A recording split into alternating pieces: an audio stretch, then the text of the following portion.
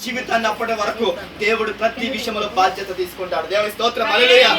నశించిపోనివ్వడు, నిన్ను ఇబ్బంది పడనివ్వడు, నిన్ను ఇరుకుల్లో ఉండనివ్వడు. నువ్వు ఎక్కడ ఉన్నా నిన్ను ఏ విధముగానైనా నిన్ను కాపాడేందుకు దేవుడు పరలోకాన్ని విడిచి దిగి వస్తాడు. దేవుని స్తోత్రం, హల్లెలూయా. యాకోబునంట దేవుడు తన స్వాస్థ్య భాగంగా తీసుకున్నాడంట.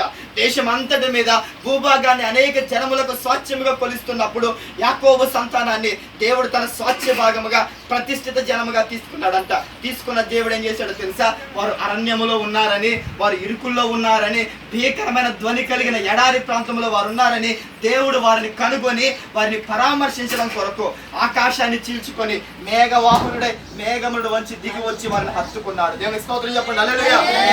ఏ దేవుడు వారిని నడిపించగలిగినప్పుడు, ఏ దేవత వారికి సహాయం చేయనప్పుడు, ఏ మనుషుడు వారి తోడు లేనప్పుడు, ఏ రాజు వారికి అండగా లేనప్పుడు వారి దేవుడే వారి ముందుండి వారిని నడిపించాడు వాగ్దాన దేశం వరకు. దేవుని స్తోత్రం, హల్లెలూయా.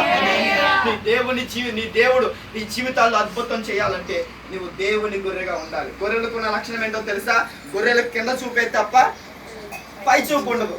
గొర్రెలకు కింద చూపు తప్ప పై చూపు ఉండదు. ఈ కింద చూపు చూసే గొర్రెలు ఏం చేస్తాయో తెలుసా? కింద మేతను వెతుక్కుంటూ, కింద గడ్డిని వెతుక్కుంటూ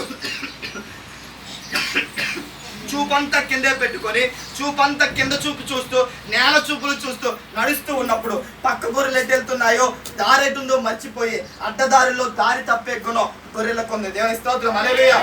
దేవుని వాక్యం ఏంటో జాగ్రత్తగా విని దేవుని బిడ్డ.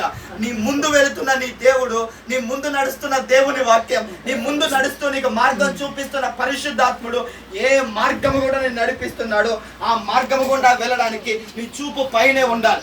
ఎప్పుడు ఆకాశం అందే చూడాలి. ఆకాశం అందు నడిపించే దేవుడు ఆ మేఘ స్తంభాన్ని